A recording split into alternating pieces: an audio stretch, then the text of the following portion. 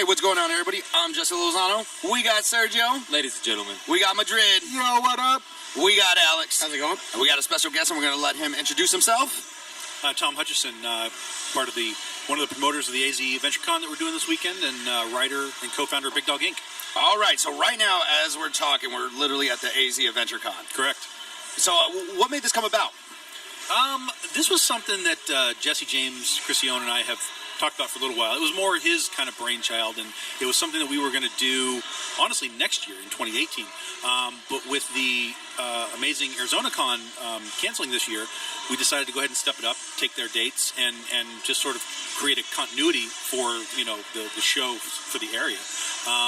And for us, we wanted to do something. We're big comic book guys. I mean, we like the movies and all that kind of stuff, but everything comes from the comics. I mean, that's the source material.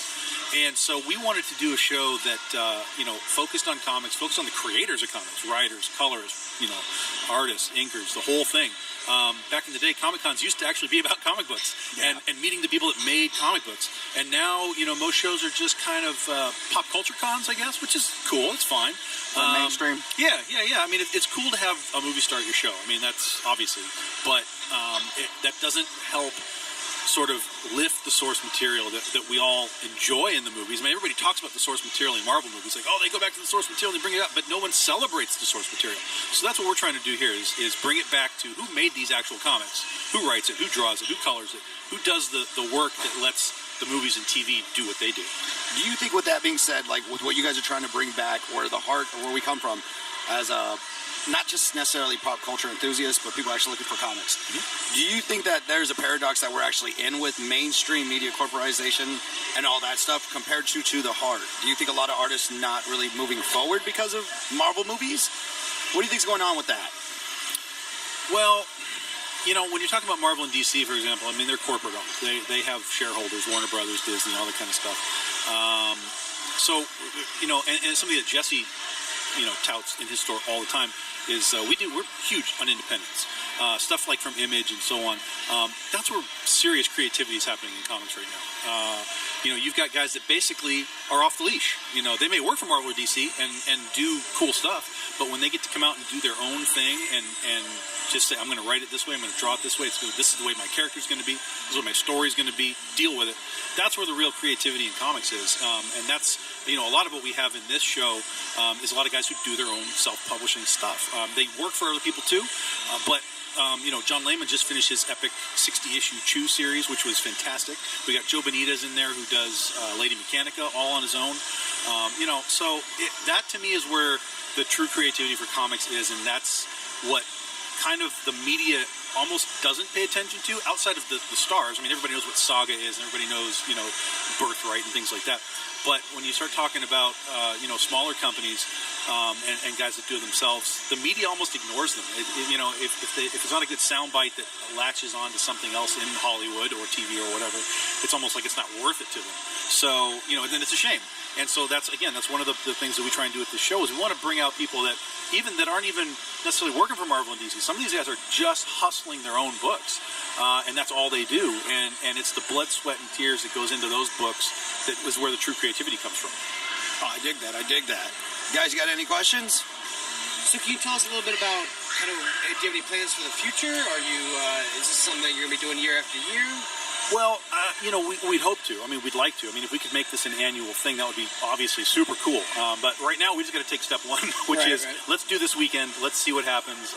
Let's get as many people here out as we can. Let's get the right people into the booths, and then just kind of see where it goes. I mean, that's kind of what we want.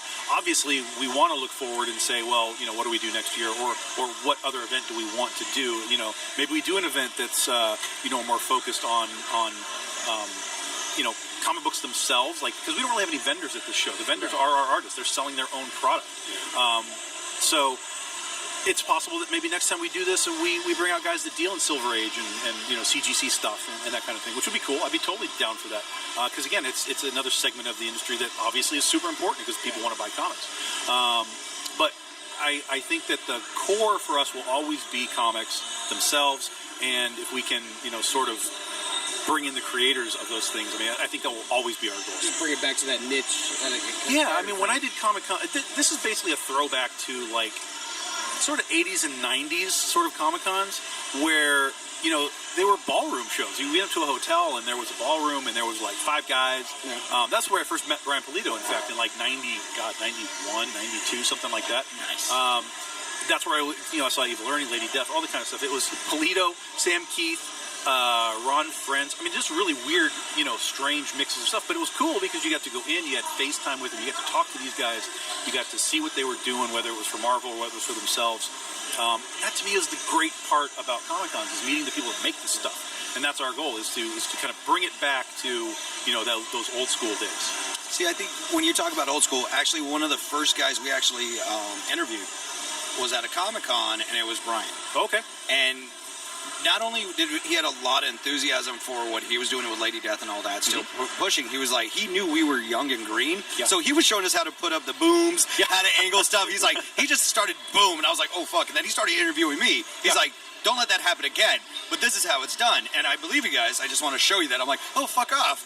Like, thanks. Let me show these little pussies how to do it. Yeah. Oh, he's a one-man machine, man. Oh, I mean, he is everything. So, you know, he's a great role model for people who want to figure out how to self-publish. And we don't all have his chops. I don't have his chops. I mean, I've been doing this for 7 years professionally. I'm nowhere near his level of marketing and even enthusiasm. I mean, that dude is like, you know, people talk about Stan Lee having endless enthusiasm. I mean, Brian Pulido is endless enthusiasm, which is awesome. Oh, yeah, and like, I think the biggest thing is just like, even just seeing the guy, he has like a big ray of sunshine, not trying to sound weird. For sure. But you feel that. Yep, absolutely.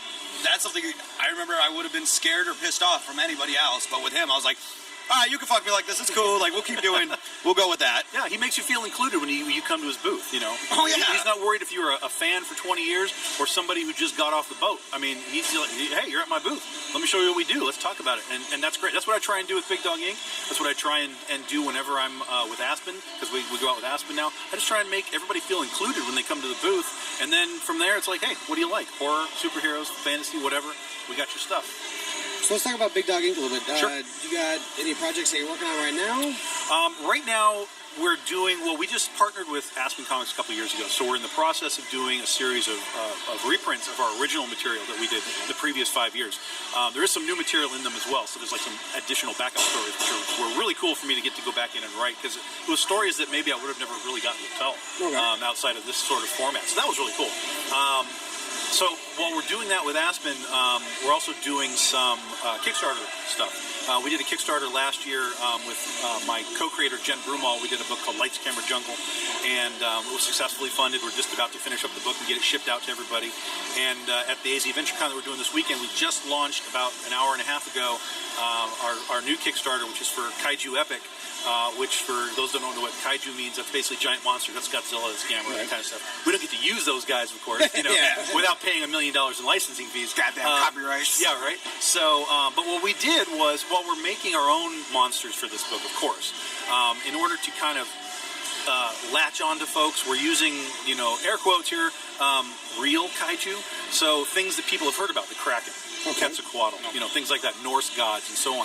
So we're going to use a lot of that kind of stuff that people do kind of know or understand to some degree to kind of help latch people onto the book. It's like when I do my Legend of Oz book, the Wicked West. It's a Western reimagining of Oz, so people may not know what the book itself is, but they know what Oz is. Yeah. So when we get to now market Kaiju Epic, it's like, oh, I understand what Quetzalcoatl is, I understand what the Kraken is, what is this book? And then we kind of reel them in.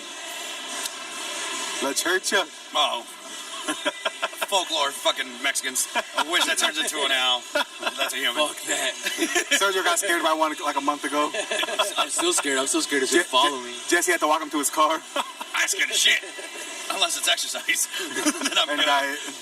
So with this Kickstarter, what are you guys' projection? How long is this going to actually be going, and where can they find you and all that stuff? Yeah, it's your standard month-long Kickstarter. We've been live for about an hour. We're up to about $1,000 already, which is great. We've got just about 20 backers, so it's moving really fast. We've got great people involved too. A lot of BDI regulars. Rob Duenas, who's done stuff for us for years, covers and design work. He designed Quetzalcoatl for us and did the cover. We also got Matt Frank, who's been doing IDW's Godzilla stuff for years. He also has his own kaiju book called Project Nemesis, but he designed Opochtli, which is another Aztec god, and he did a cover for Opochtli as well. So we've got some really, really cool stuff. But it's your standard 30 days. We're looking to make $9,000 for the book. That covers your, you know, basically it all goes to the people that are doing the work, man. It's the artist, it's the printing, it's all that kind of stuff. It's not a matter of, Kickstarter's not a matter of like, hey, I'm going to put 10 grand in my pocket and walk away. It doesn't work that way. You fund your project, that money goes out immediately, and it covers all the people that did all the work for you. And so, and if you go on Kickstarter, either on the app or the website, and you just type in Kaiju Epic, Kaiju Epic, you'll find us, and we're right there. Right on. Is there any other social media or anything like that we can actually find you guys as well? Oh, for sure. Yeah, I'm on Facebook. You can friend me up. I friend up basically everybody. So, it's Tom Hutchison. We've got the Big Dog Inc. Fan page, of course. Let's see. What do I do? Instagram is Critters Daddy. Critters Daddy? Critters Daddy, yeah. Critter's my superhero character. It's the first character I ever wrote and created. And so she's become in fact, if you look on the event staff badge, that's Critter eating a Pop-Tart right there. Oh, okay. Yeah. I'd like to play with your critter. I know, for real. So she's become, she's a very special character for me. Actually, Critter's Daddy used to be back in the days of like message boards and things, which don't really exist anymore. That was my handle, Critter's Daddy. So that's on my business cards too. People ask me, what's the favorite book to write? I give them my business card. It says Critter's Daddy. They figure it out. Instagram, what else do I do? Oh, Twitter is TJH Big Dog Inc. I think that's about it. I think that's where I'm at. Badass. This is like the fucking progression of the independent people coming back out, man. I hope so. Yeah. Oh, man. I think pop culture in every aspect really needs that more now than ever. I totally agree. I mean, it's great to have 1 million people go see a movie, but we got to get those 1 million people to come and see comics. And whether even if those 1 million people come and buy Superman or Batman, whatever, I'm fine. Just get those 1 million people in here. And once they're in, they'll find the other stuff. Yeah. I mean, that's the way it is. Honestly, the superhero stuff like that should be the gateway drug, basically, to the rest of the comic book world. And so that's kind of what we're trying to do here at AZ Eventure Con, and that's what we try and do at Jesse's shop is, we'll sell you Superman and Batman all day long. But hey, look, we got this entire table full of image stuff that you might dig too, and so on. Black Mask and Action Lab and Zenoscope and Aspen, whatever. I mean, we carry it all. We want people to have choices, and we try and, based on what they're buying from Marvel or DC, we try and say, hey, you know what? Maybe you might like this, and that's kind of our goal with Jesse's shop. Yeah, for sure. I think that's one of the. I look at a lot of things like say comics for sure. Most people don't understand like how fun it can actually be, and how you can just drift. Yep. Because I'm not going to be one of those guys sitting here. I know Alex is more of that dude who actually goes in every week. Sure. But even he'll be like, hey, Jesse, you check that one out. Okay, cool. Like, oh, fuck, that was pretty fucking cool. Or Madrid's like, hey, I heard about this. Sergio will be telling me stuff. I'm like, oh, all right, let's do that. Fuck Sergio. I said you say stuff. About sports. He says things. No, because he always comes with me like weird indies, or he have a clip, or he talks about pops. And I'm just like, okay, show me what it is. Okay, got it. Like, he found a pop in my room the other day. He's like, you don't even fucking like pops. I was like, fuck you. I bought it at Jesse James, the Swamp Thing. Okay, yeah. And I was like, is this a custom? I was like, no, it's real. But I think that's the thing. I think people don't know how much more creativity and how much more fun's out there. Yeah. Corporate marketing for sure, but there's so much shit you could just dwell and chill out with. The reality is that right now in the comic book world, we have as much of or more creativity and genre than we've seen since maybe like the 40s and 50s. I mean, there's literally romance, and there's literally jail stuff, and there's literally jungle stuff, and there's literally Western stuff. There was a period of time where it was all just Westerns and horror, but we've broken that, and we're back to this olden days kind of period, I guess you'd call it, where there's basically almost anything that you'd want. And if it doesn't exist in American comics, it probably exists in manga. There's books about tennis players and stuff in manga. So I mean, there's literally everything there's literally something for everyone in comics. They just have to either know that it exists or want to find it. That's dope, man. All right, you got any last words you want to say before signing off? Anything crazy you want to go for? I think we're good, man. I mean, if everybody's listening, come out to the show. There's a lot of people that want to see you, and read more comics. Badass, man. All right, guys, we're gonna sign it off. Alex, Peace out. Madrid. See you in a few, or hear from you in a few. Ladies and gentlemen. Serge, Tom. Thanks for having me, guys. Oh, we had you. Hello. All right, guys.